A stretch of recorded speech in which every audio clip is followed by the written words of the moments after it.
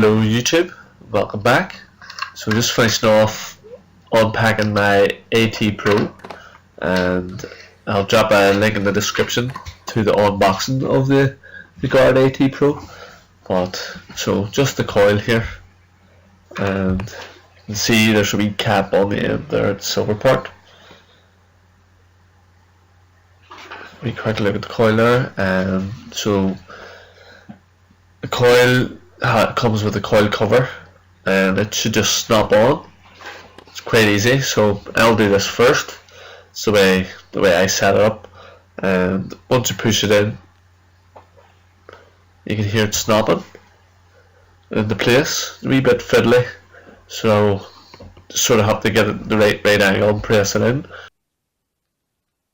It's a lot sturdier than it looks, and it should all just click into place, snap in. What I do after I get it in is I'll just run my hand around the edges and make sure it's all nice and tight, as you don't want to be out metal detecting, swinging your coil and the coil cover popping off on you, and maybe dirt getting in and stuff. It'd be a bit of a nightmare. So I just sort of run my hand around it again just for another double check, just to make sure it's tight.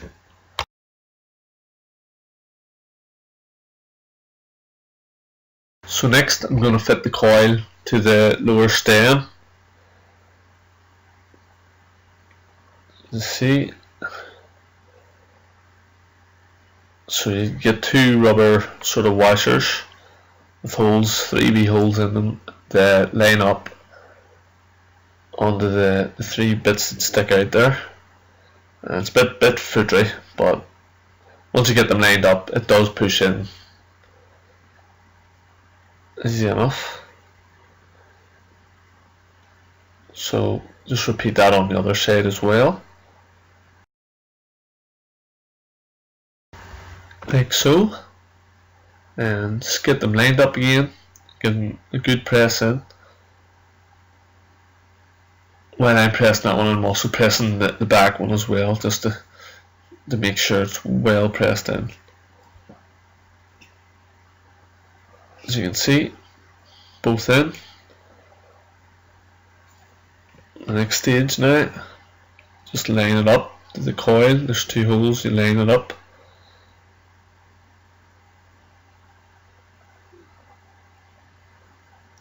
And you have like a little screw that will go straight through the holes here. Not great light, but it will feed right through here. You can sort of see the light on the end of the tunnel there, but basically the screw will just go straight through. This part you probably would have to be careful, because obviously the bolt's plastic and you don't want to be letting it twist and snap on you. Sort of trying to hold the camera and do this all at the same time as well, bit awkward. But you can see I've got it right through, and then the other side has the wee nut that'll screw on and tighten it all up. And obviously the tighter you make this, the less the coil will move up and down on you. So you don't want to have it too tight either. You'll have a wee bit of sort of looseness, so that you can sort of move the coil when you're out detecting. You can see I'm just sort of playing with the shaft there, making sure that it's at a nice sort of bit of tension, so that you can see there it's coming back and forward. It's sort of stiff, but it's loose. You don't want it, you know, it sits there on its own there, but you don't want it to be too loose. You don't want it to be too stiff, as when you're using it out in the field, you're going to want to be able to set it down and for the machine to rest without just sort of falling over. So next here, I'm just sort of going to loosen the bottom off and push in the 2 metal buttons at the top, which will allow me to extend the pole, as you can see. So next, I just unscrew the top one. I'll leave it sitting there every second so I don't lose it, and then I'll fit the next pole, which has the console attached. You can see there's more of those, the wee silver buttons. They're like a wee spring-loaded button. to clip into place, and I just fitted the wee sort of lock nut to the top there, and you press them in, press your silver things in just like so, pop them on down, get them locked into any one of the holes that you feel comfortable with height wise, and that's it, locked into place. Actually can't really go anywhere, but again you can lock it in again with the wee adjusters. So it's kind of got like a double locking system, this top and bottom. It's pretty good.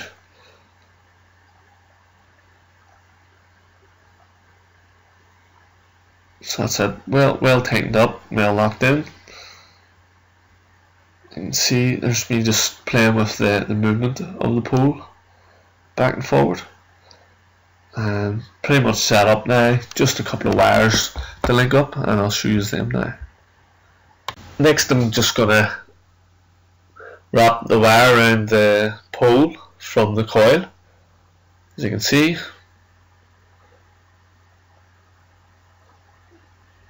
spin it around, and the top of the wires on the connectors have a wee sort of cover, so I'll set that in the box, but don't throw them away.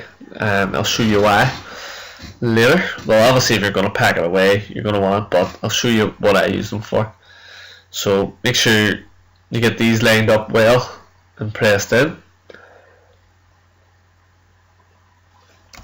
So the coil will have a double pin, so I can only fit into the socket with a double pin into the console. As you can see, there's a wee rubber washer. Push them well in and you just hand screw it. There shouldn't really be any need for tools to set these up, but later on I will suggest you check all the screws are tight and stuff. So that's the coil fitted, and on the next side. So the next side is the earphones that I'm going to attach, and you can see it too has a little cap, a little cover over the socket, and again, don't throw it away, keep it handy. It'll be very handy for well, I'm going to show you what I keep them for, but they'll be handy for packing it up again if you ever sort of want to take your earphones off and stuff. So you can see on the other end of the earphones here, it also has a cap. I actually really like these earphones, so I probably never really unattach my earphones, just leave them sort of always attached on. But you'll unscrew that cap, and you can see this one has a single pin that will go into the single socket. So this is what I do, guys. I put one of the other screws on the cap, and that'll keep both them clean. Both sets of caps are going to be now clean, and it means if you ever taking these earphones off, you can put one cap back on the earphones and the other cap on the console. And obviously the coil, keep the other cap from the coil, but the coil will probably, in transport you'll probably always have it still attached. But it's just a handy wee sort of tip if you're changing your headphones, or maybe you'd rather not use your headphones, that you'll always have that attached to the headphones, so that you can always keep your machine waterproof as well. So like I was saying, single pin, single socket, and this is for the earphones. So you can't really get that wrong. It's double to double and single to single. So at this stage you might actually need a lovely assistant like I've got here, just to steady up the machine and save yourself laying on the floor getting it in. And again, you can see it's just fitted the exact same way as the coil. It's pressed in, you can see the rubber off. You want that all lined up, make sure it's nice and firmly pressed in, and then you just hand tighten it again, and that's pretty much the machine ready to go. So hand tighten it, but would recommend go round, but make sure everything's adjusted to suit you height wise. Make sure them two screws, if you're going to jump into any water, are tightened, nice hand tightened fit, and the screws at the back, which I'll show you in a wee minute, double check them. It's the first time the machine's been turned on and turned off. So these screws here, I would suggest that you maybe get them another hand tighten, just to make sure that they are tight enough and not going to come loose on you out in the field.